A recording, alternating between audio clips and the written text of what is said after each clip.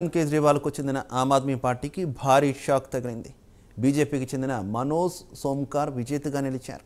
మొత్తం 36 ఓట్లకు గాను 16 ఓట్లు బీజేపీ దక్కించుకోగా ఆమ్ ఆద్మీ పార్టీకి 12 ఓట్లు పోలయ్యాయి. 8 ఓట్లు చెల్లని ఓట్లుగా ప్రిసైడింగ్ ఆఫీసర్ అనీత్ మాసీ తేల్చడంతో ఆ పార్టీ బీజేపీపై మండిపడుతోంది. ప్రజాస్వామ్యాన్ని ఖూనీ చేసిందని శాపనార్థాలు పెట్టింది. మేయర్ ఎన్నికకు సంబంధించి మరింత సమాచారం తెలుసుకుందాం.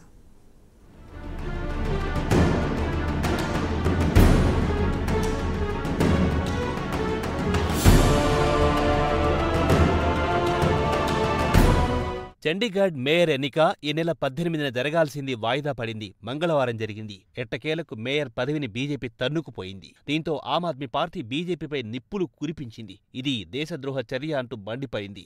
కాగా కీలకమైన మేయర్ పదవిని దక్కించుకున్న తర్వాత ఇండియా కూటమికి ఇది మొదటి విజయంగా గొప్పగా చెప్పుకోవచ్చునని ఆమ్ ఆద్మీ పార్టీ భావించింది. కాగా చండీగఢ్ మున్సిపల్ ఎన్నికల్లో ఆప్, కాంగ్రెస్లు రెండూ కలిసి పోటీ చేశాయి.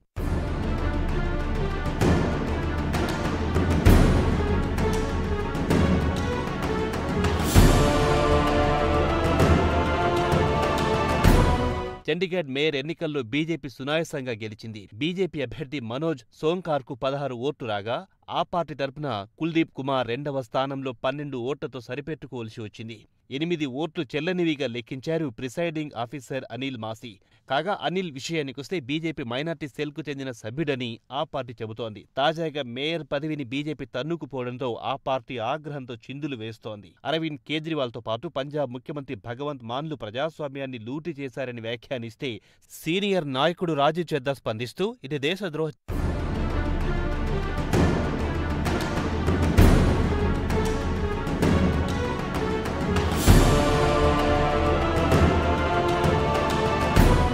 ఫలితాలు వెలువడిన తర్వాత ఆ పార్టీ సభ్యులు, కాంగ్రెస్ సభ్యులు బీజేపీతో ఘర్షణలకు దిగారు. ఫలితాలు వెలువడిన తర్వాత బీజేపీ మున్సిపల్ కార్పొరేషన్ సభ్యులు మాసీ చుట్టూ చేరి సంబరాలు చేసుకోవడంతో వెంటనే కాంగ్రెస్, ఆప్ కౌన్సిలర్లు బీజేపీ కార్పొరేటర్లతో బాహాబాహికి దిగారు. చండీగఢ్ మేయర్ ఎన్నికల ఫలితాలను బట్టి చూస్తే పట్టపగలే ప్రజాస్వామ్యాన్ని హత్య చేశారని, ఇది ఆందోళనకు గురి చేస్తోందని ఢిల్లీ ముఖ్యమంత్రి కేజ్రీవాల్ ఎక్స్ ద్వారా స్పందించారు. మేయర్ ఎన్నికల్లోనే ఈ స్థాయికి దిగజారితే వచ్చే లోక్సభ ఎన్నికల్లో ఇంకెంత దిగజారుతారని ఆయన బీజేపీ గురించి పరోక్షంగా వ్యాఖ్యానించారు. ఇక పంజాబ్ ముఖ్యమంత్రి మాన్ మాత్రం ప్రిసైడింగ్ ఆఫీసర్గా వ్యవహరించిన మాసీ తీవ్ర ఆగ్రహం వ్యక్తం చేశారు. వెన్నుముక లేని మనిషి అని వ్యాఖ్యానించారు. మాసీ ఆరోగ్యం సరిగ్గా లేనందువల్లే మేయర్ ఎన్నిక వాయిదా వేయాల్సి వచ్చిందని గుర్తు చేశారు.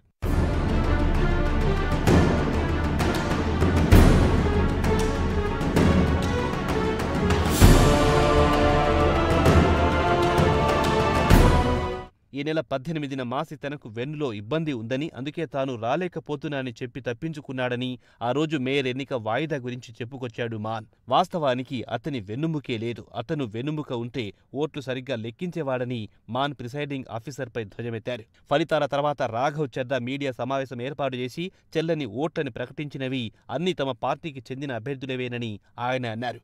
ఈ ఓట్లని లెక్కిస్తే ఆ పార్టీ సులభంగా గెలిచేదని చద్దా అన్నారు. ఇది దేశద్రోహ చర్య అని ఆగ్రహం వ్యక్తం చేశారు. తమ అభ్యర్థులవి మొత్తం 8 ఓట్లు చెల్లనివి అని ప్రకటించారు. అవి బీజేపీ నుంచి ఒక్క ఓటు కూడా చెల్లనివి పడలేదా అని ప్రిసైడింగ్ ఆఫీసర్ నిలదీశారు. చెల్లని ఓట్లన్నీ పార్టీల ఏజెంట్లకు చూపించాలి కదా, మాసీ చెల్లని ఓట్లు ఎవరికీ చూపించలేదన్నారు చద్దా.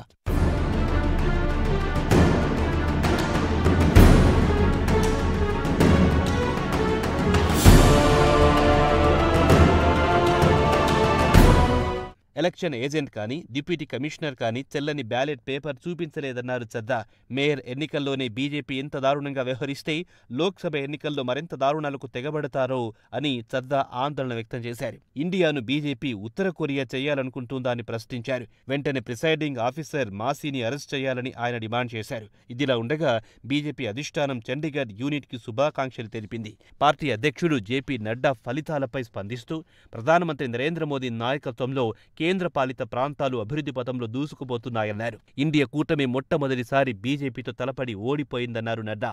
ఇండియా కూటమి లెక్క తప్పింది, వారి కెమిస్ట్రీ పనిచేయలేదని ఎద్దేవా చేశారు.